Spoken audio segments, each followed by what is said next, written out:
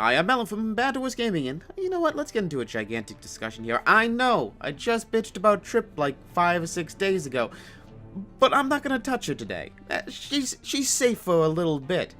Instead, we have something more important, I think, to tackle. Anyone who's played D&D with me, or any role-playing system, knows I absolutely hate when a single ability can negate the entire characteristics or mechanics of another class. It drives me up a wall. True seeing. Hey, you want to play an illusion? Screw you. Anti-magic field. Oh yeah. How about no magic in the entire area? Fine, whatever. I don't care. In gigantic, the equivalent would be cleansing and debuff immunity.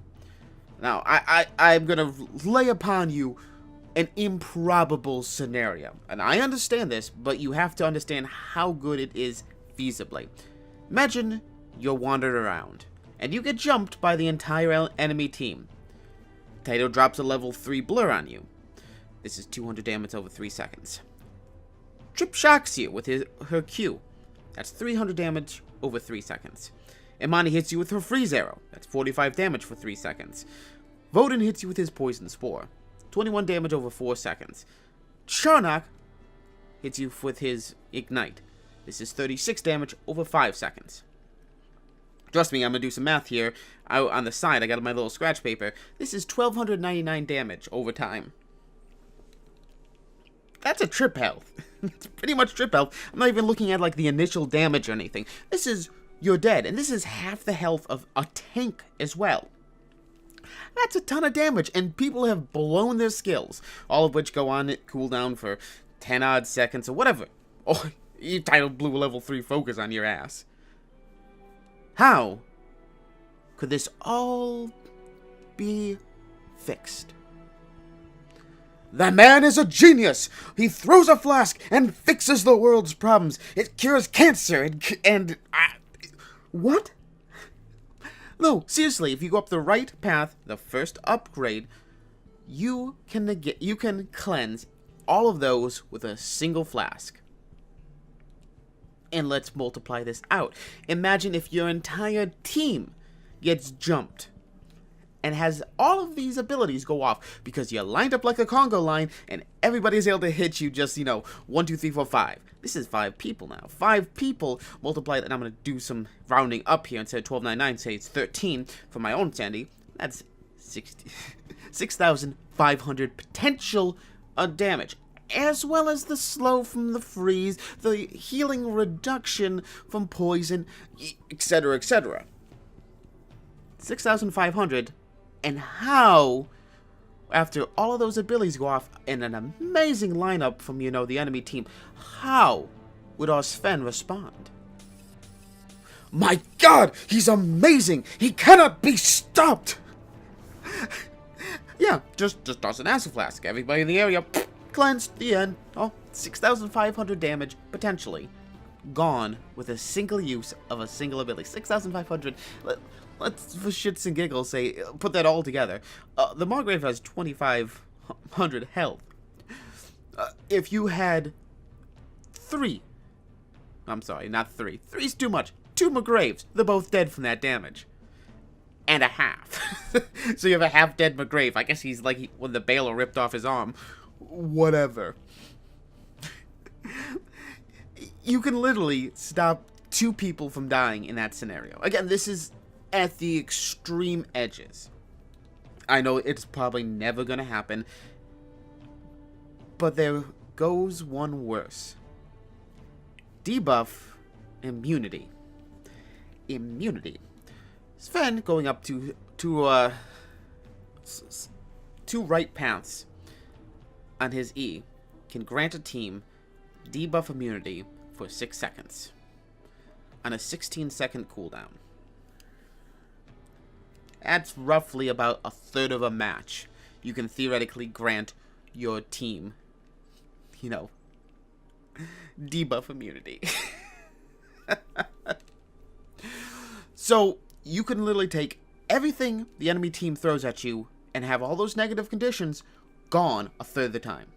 And I know, it's the rare scenario that you could keep it up on everybody constantly.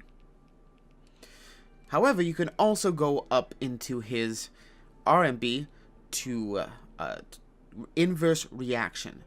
This creates an area on the ground which gives debuff immunity to anybody walking over it. By the time the debuff immunity is worn off, after, you know, you've made your little pool, you only have 9 seconds left before you can once more use your immunity again. So 6 seconds and 9 seconds. That's now getting... that's getting, you know, pretty close to, like, 50-50 up. Half a match not being able to inflict debuffs on your enemy team. Again, that should immediately be like, but, you know, I went up into upgrades to give me, you know, debuffs. I want slows, and I want weakness, and I play Zenobia, so this is doubly rough on me. It's like, oh, you can just walk through my poison cloud and get fully healed, and I can't bounce you away and give you weakness, and, can't crack your armor. Yep, this is fair. This is cool. All of my abilities have been negated by one of the enemy teams on a shorter cooldown. And then we go into other things. Griselma. Griselma has hands, and this is a good path. I'm saying Sven can go the other way and get more healing. Oh yeah, that's the other thing. His ability effing heals at the same time. So not only does he negate all of your dot damage, he heals your initial damage. The hell. Griselma's hands eat buffs every 6 seconds. Now, magic, that 6 second is really important because you think about, like, a Sven, every, again, I said 9 seconds is the only, you know, down point. If you can time it right, that would leave something stupid like 4 to 5 seconds that you could possibly have debuffs on a team. I'm not even going down any further than that. On her good path, you can have 6 seconds cleanse. Now, we're going to take another fringe example. Vadasi. Vadasi, this is not her optimal path, and I would never go this way. If you go Purifying Flames, you get a 2-second debuff immunity to anybody in the area that you're hitting with if you use orbs. By the time you use 3 orbs, your E is on a 2-second cooldown. 2 seconds is the amount of time that the debuff immunity lasts. So you could theoretically have a 100% uptime of debuff immunity. You won't, because you'll be healing using the orbs for other things. But there is a fringe case. If Vadasi was never targeted, she could keep her E at 3 charges and keep a debuff immunity up. Again, impossible, and I'm not going to play and tell you that, you know, this is the best build of all time because 100% debuff immunity at all points. But, again, there's that moment of you just having to scratch your head going, that's crazy that a single ability, and it's a little harder with Vadasi, can give her 100% debuff immunity. Alright, I've bitched about this for like 8 minutes now. Let's offer some solutions. And I can think of a couple. The first one is relatively simple. Instead of giving you blanket cleanse of blanket immunity, and instead only targets a handful. For example, let's go back to my example. Let's say it only prevents or clears 1. That means if you got hit by that whole 5 stack, you remove the tidal bleed straight off because it's, you know, 600 damage, potentially. It's gone, it just disappears, but you still get hit by the Trip, the Imani, the Voden, and the Charnock damage. So instead of taking, you know, 1,299 damage, instead you take only 899. Am I doing that math right? I don't think I'm doing that math right. I think it's 699. 699 damage. 600. Guys here, 600 from the crowd. 600, 600 of the man in the back. 600 damage. 699 damage instead. And, I mean, we've halved it. That's kind of cool, yeah? I mean, you still negated a level 3 focus, but, again, it's kind of a little bit better. Or, instead, it only affects the longest one, which would be the Charnocks, which is 36 over 5. So 150, 160 odd damage, whatever it is. 180, it's 180. Sorry, brain going in loops. 180 damage is gone, and you still are taking 111 damage over X amount of time. But if you have multiple ways of getting debuff immunities, you can start clearing out multiple stacks. again, that's one way to do it. You could also do it that it does 2 or 3, whatever eventually makes sense for the developers, whatever balances well. Now that's like the easiest and quickest way that I can think of it. The more difficult, but I think better way to do it, is to remove cleanse and purify completely from the game, and instead offer up like a trifecta of similar abilities. So you can even call one cleanse and purify as well. And these abilities do things like slow and bleed cleansing, poison and freeze, armor crack and weakness. I actually would probably put armor crack and weakness on 2 different ones, but you get my gist. They don't cleanse everything, they only cleanse a certain thing. So, like, if you got hit by Taito's bleed, Trip's bleed, Zenobia's bleed, the skill First Aid would remove all of that instantaneously. It's gone. First Aid clears it, but it wouldn't clear the poison. Now, you could theoretically put on diverging paths, like if you're playing Sven, instead of going up to the second path of it being like, hey, you know, now it's 100%, you know, debuff immunity, instead be like,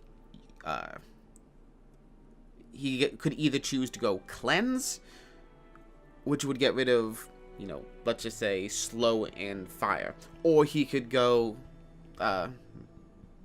First Aid, which would get poison and weakness, and then he could get immunity to both of those if he felt like, or he could get extra healing a little bit further up his tree.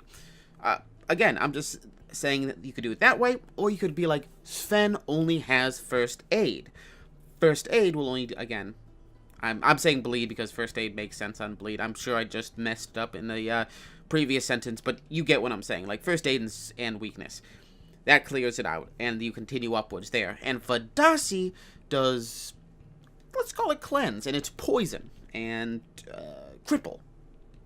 Maybe not cripple, because cripple is like an upgraded slow. But again, you get my point. That then you can start like separating the supports out and be like, if you're going to be fighting someone with poison, you're going to want a Vadasi. If you're going to be fighting someone with bleed, you're going to want a Sven. And it would make these support heroes a little more unique. Anyways, that's kind of my own, like, 2 cents about the thing.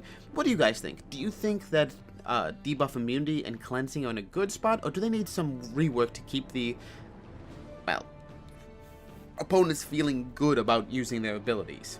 And are these good ideas for changes? Or do you have another suggestion?